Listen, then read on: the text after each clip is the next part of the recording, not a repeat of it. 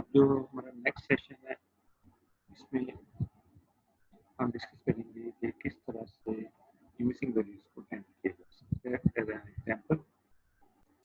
तो जो missing values को हैंडल करने के लिए हम जो डेटा सेट यूज करेंगे,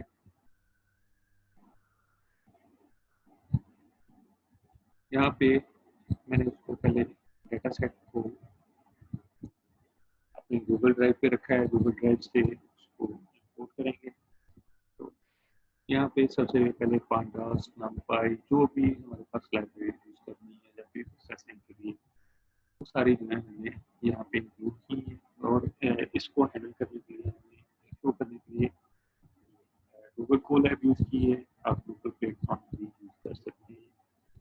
तो फर्स्ट वन को एग्जीक्यूट किया, इसके बाद डेटा को मैंने भी इंपोर्ट कर ली है। इंपोर्ट करने के बाद जो डेटा सेट यूज करेंगे वो है हमारे पास डायबिटीज के डेटा सेट। ये सेम डेटा सेट है जो हमने सबसे पहले एग्जांपल यूज की थी डिसीजन ट्री की, रैंडम फॉरेस्ट की।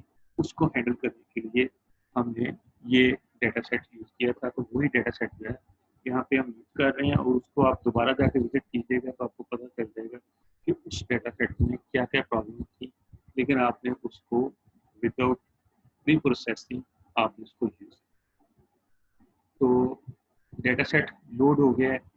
अब डेटा सेट की इंफॉर्मेशन के इसमें कौन कौन से कॉलम्स हैं वो सारी यहाँ पे हमारे पास नेक्स्ट दी गई है कि कॉलम नंबर 0 प्रेगनेंसीज है, कितने रिकॉर्ड्स हैं 768, और वो नॉट नल वैल्यूज कितनी है, वो नॉट नल है, और हर एक कॉलम की डेटा टाइप क्या है। ये इंफॉर्मेशन आप अगर प्रिंट करें तो आपके पास उसका सारी इंफॉर्मेशन यहाँ पे आती है, और कितनी मेमोरी यूज कर रहा है, सारी चीज़ें।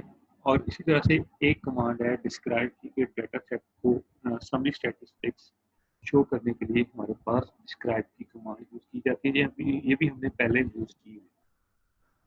अब इसमें एक और चीज कि किस तरह से हमें पता चलेगा समरी स्टैटिस्टिक्स से कि कौन से कॉलम पे हमें या कहाँ पे मिसिंग वैल्यू है, कहाँ पे प्रोसेसिंग की जरूरत पेश आ सकती है, तो वो हम यहाँ से इसमें से देख सकते हैं। काउंट सबका सेम है, 768 रिकॉर्ड्स हैं। ये सारे कॉलम्स यहाँ पे शो की हुई है। मीन दिया गया, स्टैंडर्ड डेविएशन है, मिनिमम वैल्यू। अब यहाँ पे प्रेगनेंसीज हो सकता है कि मिनिमम 0 हो सकती है। आगे इसके बाद क्वार्टाइल्स है, मैक्सिमम वैल्यू है, लेकिन ग्लूकोज मिनिमम 0 तो नहीं हो सकता ज़्यादातर लोगों का। इसी तरह से कुछ और हैं, ब्लड प्रेशर है, स्किन थिकनेस है, इस तरह की वैल्यूज वो 0 तो नहीं हो सकती ज़्यादातर लोगों की। तो जहाँ जहाँ पे वो डाटा सेट में 0 है, वो इसका मतलब है कि वो या फिर मिसिंग वैल्यू है, या उसको हमें स्पेशली हैंडल करना पड़ेगा या फिर प्रोसेस करना पड़ेगा। तो डेटा सेट डॉट हेड, ये एग्जांपल जो है मैं मशीन लर्निंग मास्टरी से ले रहा हूँ। इसका लिंक मैंने लेक्चर में दिया हुआ है कि कहाँ से गेट कर रहा हूँ। अब हेड का मतलब होता है कि फर्स्ट 5 रिकॉर्ड्स शो किए जाए। 5 रिकॉर्ड से तो हमें कुछ पता नहीं चल रहा है, लेकिन हमें ये सभी स्टैटिस्टिक्स से पता चल रहा था कि हम ग्लूकोज की मिनिमम वैल्यू 0 है। तो अगर मैं फर्स्ट 20 रिकॉर्ड शो करना चाहूँ तो इसमें 20 पास कर दूंगा। तो 20 पास किए, तो यहाँ पे आप चेक कर सकते हैं कि फर्स्ट 20 रिकॉर्ड्स में इस तरह स्किन थिकनेस 0 तो नहीं हो सकती, या मल्टीपल टाइम 0 है, इंसुलिन की वैल्यू 0 तो नहीं हो सकती। तो ये चीज़ें जो है हमें यहाँ से डेटा सेट को एक बार चेक करके फिर ही पता चल सकती हैं। तो ये डिस्क्राइब, और डिस्क्राइब के बाद हम कर सकते हैं। अब एक नेक्स्ट कमांड है जो हम चेक कर रहे हैं कि ये तो चंद देखें कि किसी कॉलम में हमारे पास नल तो नहीं है।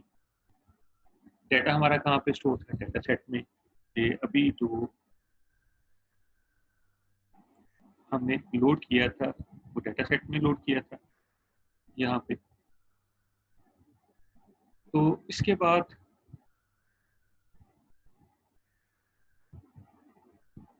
डिस्क्राइब की है हेड। अब data set dot is null, ये क्या करेगा कि डेटा सेट के कितने जितने भी कॉलम्स हैं हर एक में चेक करेगा कि नल तो नहीं है। अगर नल है तो उस कॉलम में जितने नल्स हैं उनको सम करते हैं। तो इसको एग्जीक्यूट करते हैं। तो एग्जीक्यूशन के बाद इसका रिजल्ट जो है हमारे पास इसी कॉलम में हम देख रहे हैं, जितने भी कॉलम है किसी में जीरो का मतलब है कि कोई भी नल वैल्यू नहीं है। अगर कहीं पे नल होता वहाँ पे उसकी तादाद जो है नल किया जाती है। ये एग्जाम्पल भी हम नेक्स्ट टाइम देखें, थोड़ी देर बाद देखते हैं। इसी तरह ये था कि कॉलम वाइज सम है। आप पूरे टेबल वाइज सम करना चाह रहे हैं तो टेबल वाइज सम करने के लिए आपको करना पड़ेगा, कमेंट के लिए हैश साइन है, डॉट सम और उसके बाद डॉट सम। तो ये इस तरह से हम जो है data set dot is null dot sum, ये कॉलम वाइज था। अब कॉलम वाइज जितनी वैल्यूज हैं उन सबको सम करना है। तो डॉट सम करेंगे तो सारे कॉलम्स में जितने भी नल होगा वो सारा आ जाएगा। मीन्स इसको मैं एग्जीक्यूट करता हूँ तो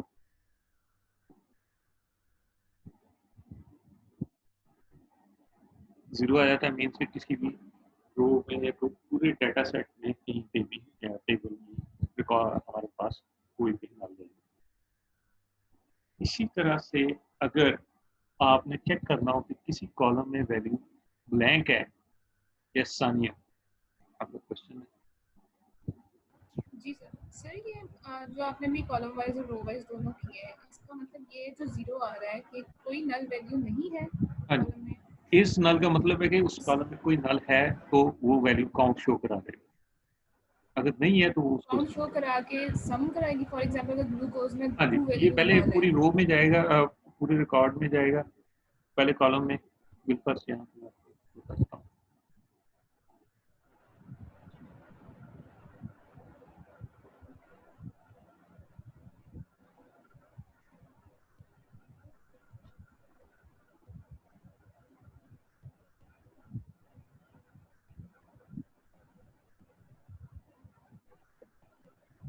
अब ये डॉट इज नल का मतलब है कि पूरे कॉलम में जाता है, पूरे रिकॉर्ड इसमें हमारे पास 768 रिकॉर्ड्स हैं। तो 768 रिकॉर्ड्स को जाके चेक करेगा, हर एक की वैल्यू को फॉल्स अगर है नल तो वहाँ पे ट्रू शो कर देगा, अदरवाइज वहाँ पे फॉल्स शो कर। तो अब कॉलम वाइज उसको सम करना है तो यहाँ पे उसके साथ डॉट सम कर देंगे तो सम कॉलम वाइज जितनी वैल्यूज हैं उन सबको आपको एग्जीक्यूट करके सम करके देते हैं। अब उसके बाद रो वाइज करना है तो रो वाइज उसके बाद कर सकते हैं आप।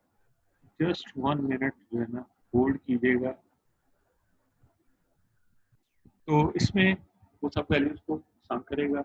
और अब अगर हमने पूरे टेबल्स या पूरे रिकॉर्ड डेटा सेट का सम करके देखना है तो मीन्स के जितने कॉलम्स का सम है इन सबको सम करेंगे तो आखिर में उन सब का सम जो है हमें शो कर। मीन्स के पहले कॉलम वाइज किए और उसके बाद टोटल रिकॉर्ड का करना है तो उसके साथ करते हैं जी। वो पार्टिसिपेंट्स हैं जिन्होंने हेड किया है। नंबर 1 सानिया, आपकी आवाज़ नहीं आ रही। जी सर, हो गया क्लियर। चले ठीक। Thank you sir. Faheem, sir क्या ये जीरो नल काउंट होगा आपकी डेटा आवाज़ सेट में? कट रही है फहीम जी। सर जीरो नल काउंट होगा डेटा सेट में? नहीं, जीरो नाल का मतलब है कि उसमें एन ने कहीं पे भी स्टोर है ना उसको काउंट करेगा। ये जो जीरो ओके आ रहा है सर। ना इसका मतलब है कि उसमें जिस नल किसी दफा आ रहा है उसको काउंट किया। Okay sir. Sir data set की बात कर रहा हूँ। डेटा सेट की क्या बात कर रहे हैं? सर डेटा सेट में जीरो है तो मींस वहाँ पे जो है नल वैल्यू है तो नहीं, यहाँ वो पे डेटा जीरो सेट काउंट नहीं में कर रहा है। जीरो है या नहीं है हम सिर्फ अभी चेक कर रहे हैं कि डेटा सेट में वो जीरो तो हमने पहले देखी है मैनुअली। अब यहाँ पे हम देख रहे हैं कि अगर डेटा सेट में जीरो किसी कॉलम में किसी कोई स्पेसिफिक वैल्यू में जीरो तो नहीं है और सॉरी नल तो नहीं है। अगर नल है तो हम उनको काउंट कर रहे हैं। जीरो को भी अभी इसके बाद हम काउंट करते हैं कि जीरो कहाँ कहाँ पे आ रहा है, कितनी दफ़ा आ रहा है, वो इसके बाद काउंट करें। Okay sir. ठीक है।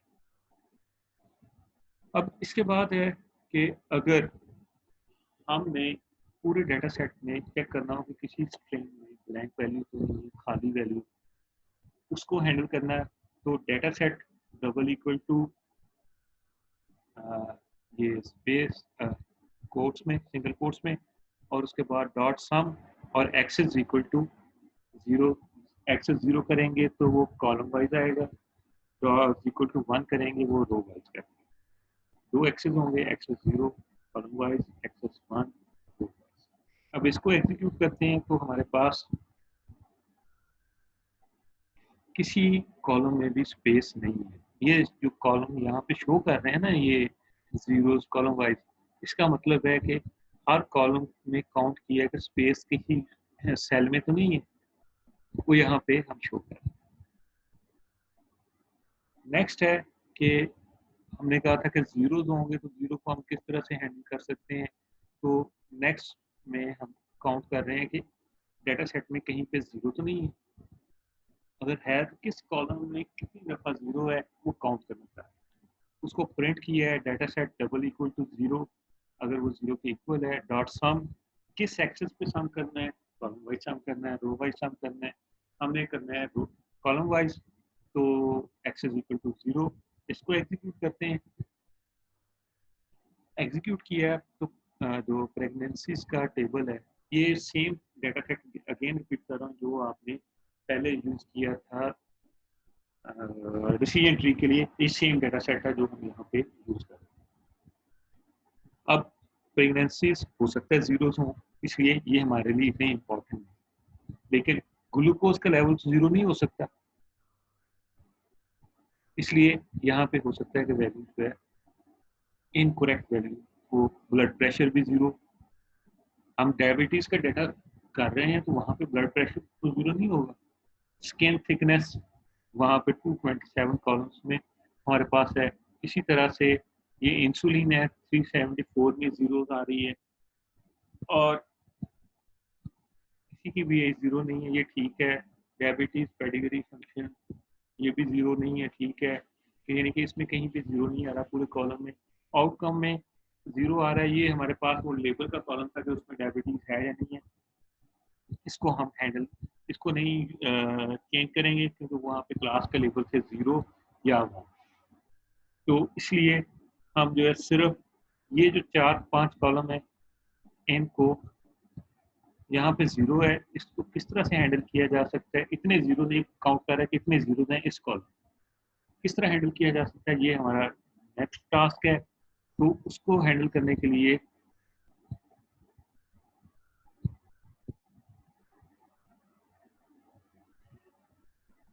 क्या किया है कि 0 की जगह पे हमने नल स्टोर कर, NaN नॉट अ नंबर, जिसको नल का है, तो ये कहाँ पे किया है, डेटा सेट, जिस डेटा सेट में डॉट ILOC इंडेक्स, अगर डाटा को गेट करना लोकेशन बेस्ड, तो इंडेक्स बेस्ड लोकेशन के जरिए तो हम ILOC की कमांड यूज करते हैं। इसमें ILOC में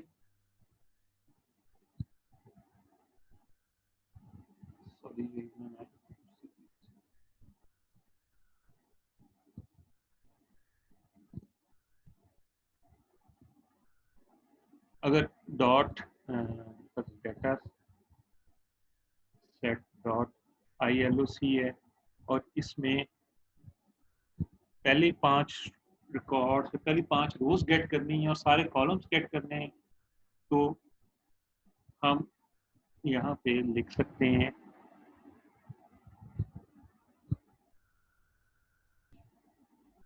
1 to 5, यानी कि कॉमा से पहले पहले जो है हमारे पास ये होगा कि 1 से 5 तक रोज गेट करें और कितने कॉलम गेट करने हैं।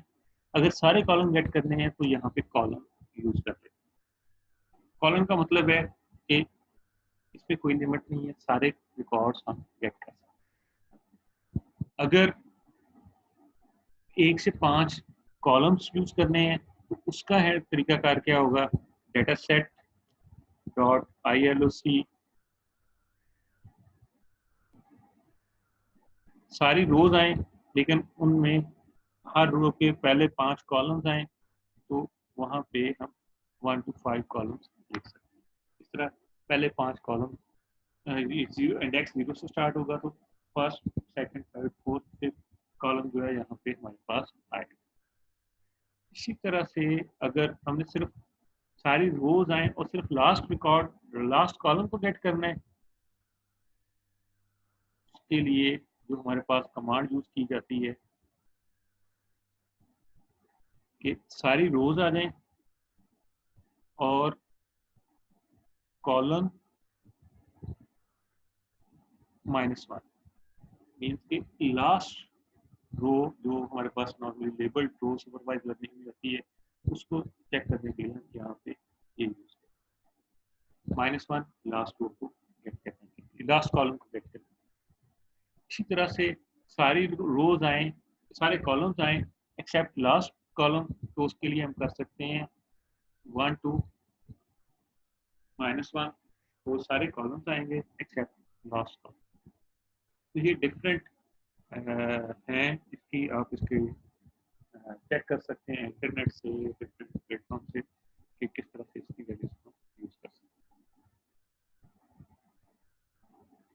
अब ये डेटा गेट किया था और सम किया, कहाँ कहाँ पे नल आ रहा है वो,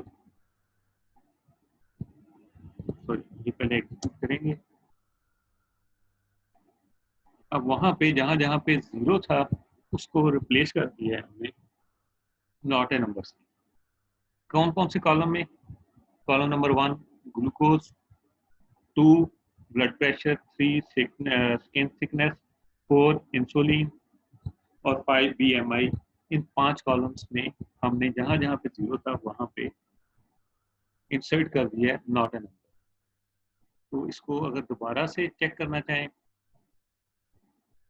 तो कर सकते हैं।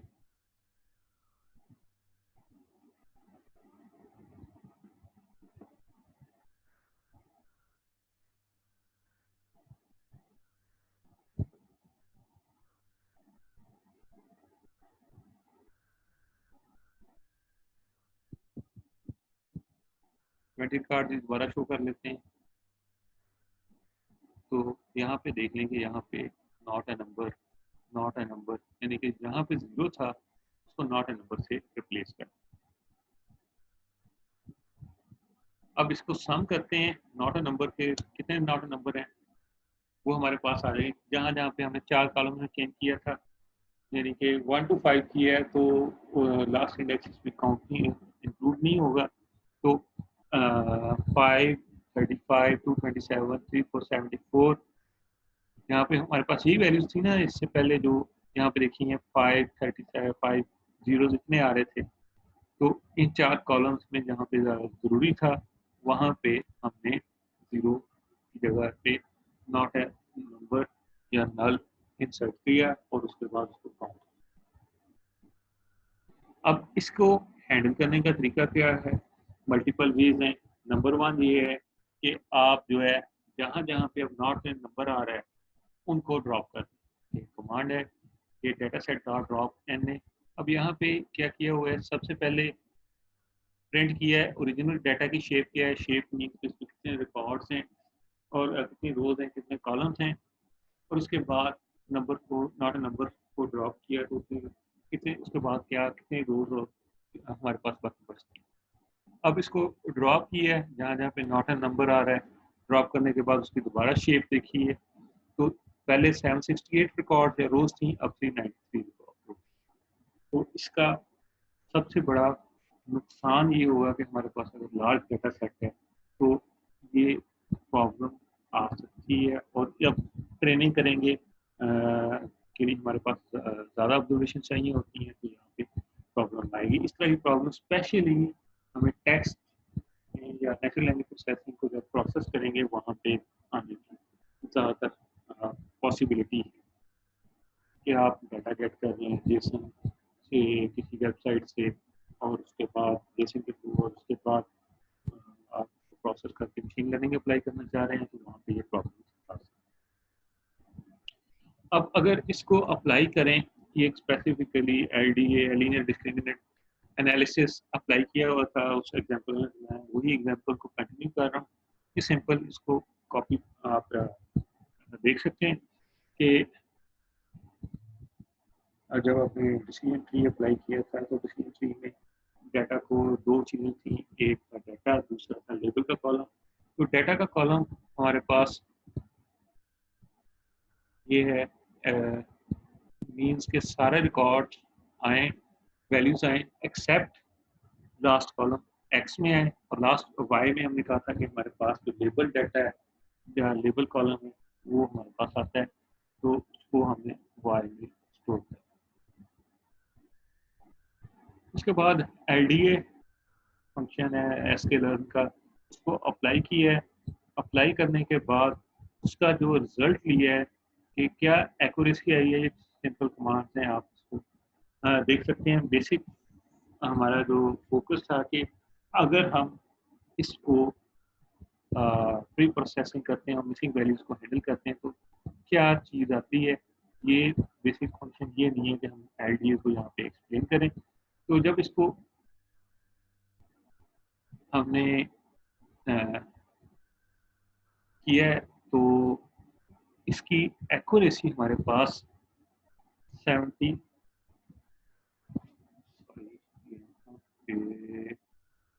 नॉट नंबर का एरर है। मकसूद मैं आपको क्वेश्चन की तरफ आता हूँ, एक मिनट मुझे ये एरर फाइंड आउट करने हैं।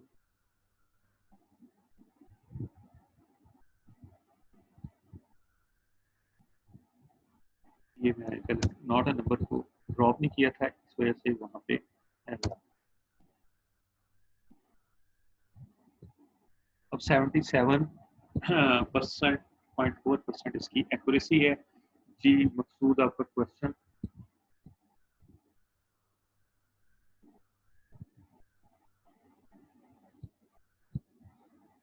मकसूद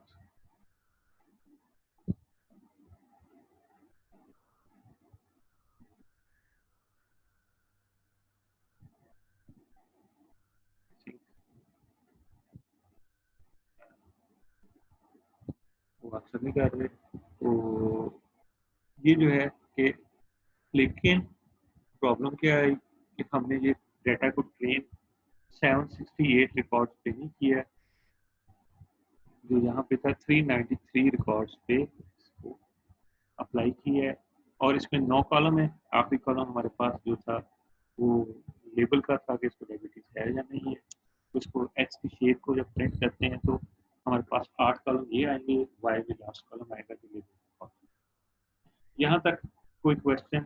यानी कि अब इसमें हमने क्या किया, मिसिंग वैल्यू अगर आ रही थी या जीरो आ रहा था, जीरो को हमने नॉट अ नंबर से रिप्लेस किया है, और नॉट अ नंबर के बाद रिप्लेस करने के बाद हमने उसको चेंज किया है, अप्लाई की है LDA लीनियर डिस्क्रिमिनेंट एनालिसिस, और उसकी बेस पे रिजल्ट क्या। अब इसके बाद जो नेक्स्ट हमारे पास है दूसरा, हमने देखा था कि इम्पुटेशन क्या है। तो इम्पुटेशन को हैंडल करते हैं, एक मिनट मुझे ना ये तो कनेक्ट कर लें मैं लॉगिन के साथ।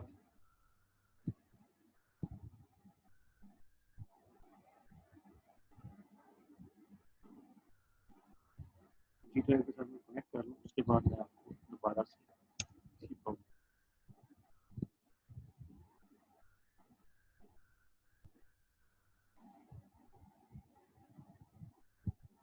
उस वक्त तक किसी का कोई क्वेश्चन है तो आप पूछ सकते हैं।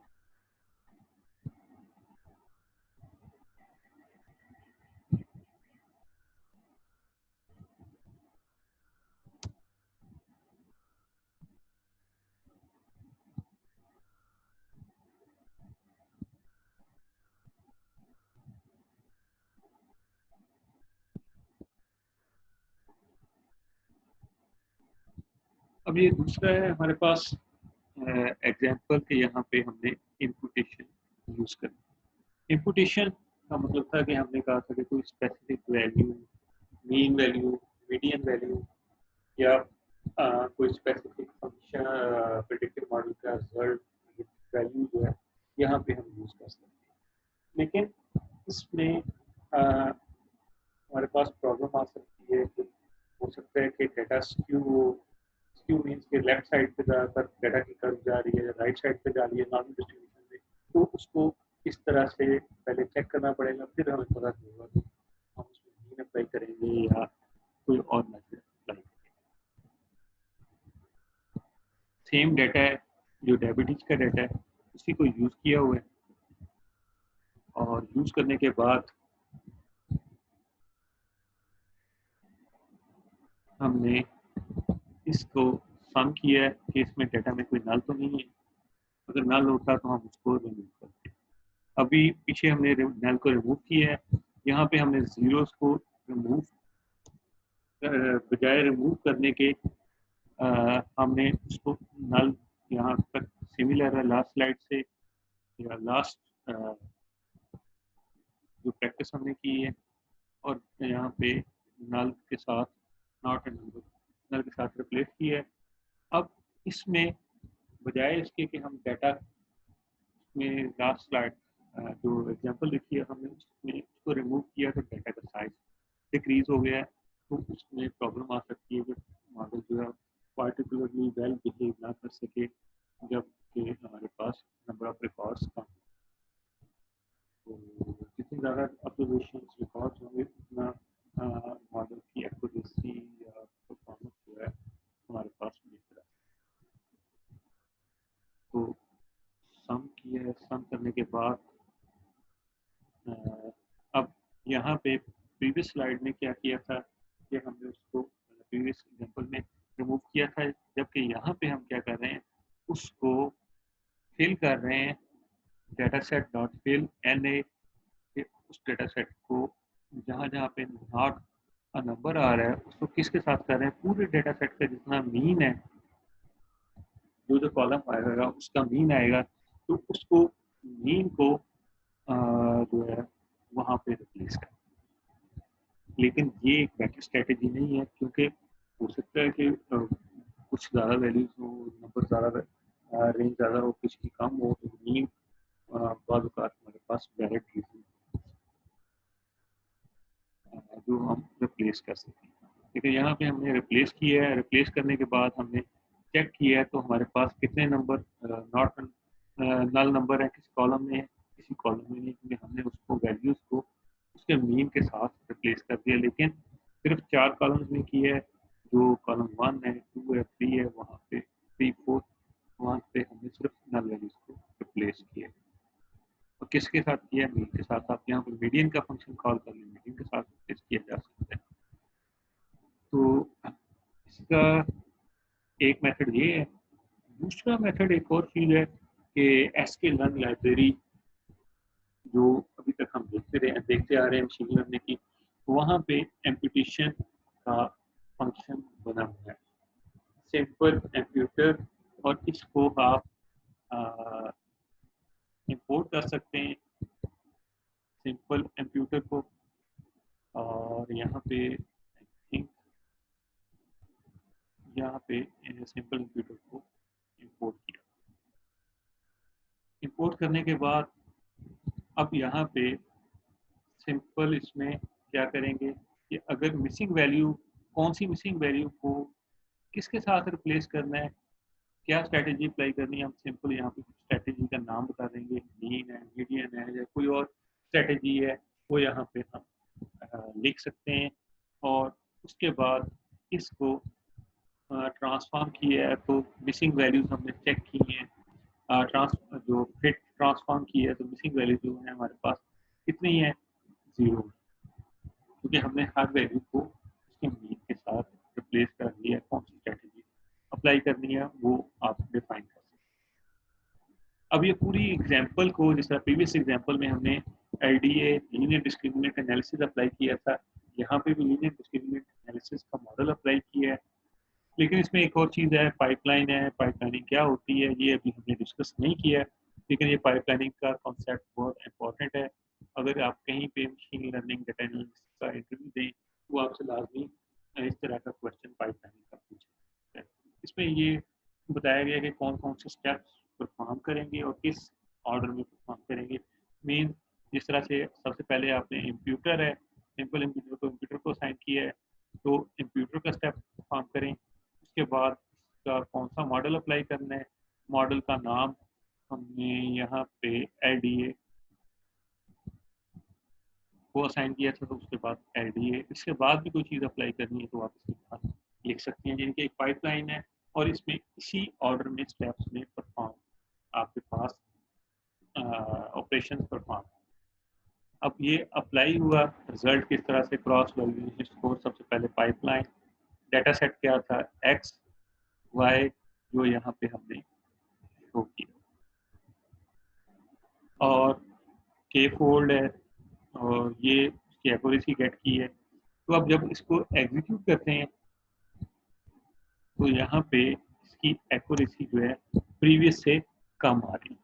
प्रीवियस में हमारे पास ही 77.4, यहाँ पे 76.3 है। तो क्यों कम आ रही है? उसमें नंबर ऑफ रिकॉर्ड्स कम थे, यहाँ पे नंबर ऑफ रिकॉर्ड्स हमारे पास उसमें 393 थे, इसमें 768 रिकॉर्ड्स हैं, तो इस वजह से एक्यूरेसी हमारे पास कम है। यहाँ तक मैं एग्जांपल्स को फिनिश कर रहा हूँ। कोई और क्वेश्चन है तो आप यहाँ पे पूछ सकते हैं। नेक्स्ट जो है जी नंबर 1 फहीम। सर इसको मीडियन के साथ क्यों रिप्लेस कर रहे हैं? किसको? कंप्यूटर के साथ? जी सर। ये बिल्ट इन फंक्शन हमने यूज किया है जो sklearn का सैंपल कंप्यूटर, बजाय कि हम खुद से लिखें, ये फंक्शन बना हुआ है, उसमें सिर्फ पैरामीटर की वैल्यू को चेंज करके कौन सी स्ट्रेटजी अप्लाई करनी है, किस वैल्यू मिसिंग वैल्यू किस तरह की है, वो हम उसको यूज कर सकते हैं। Okay sir, okay sir. Zubair आपका क्वेश्चन।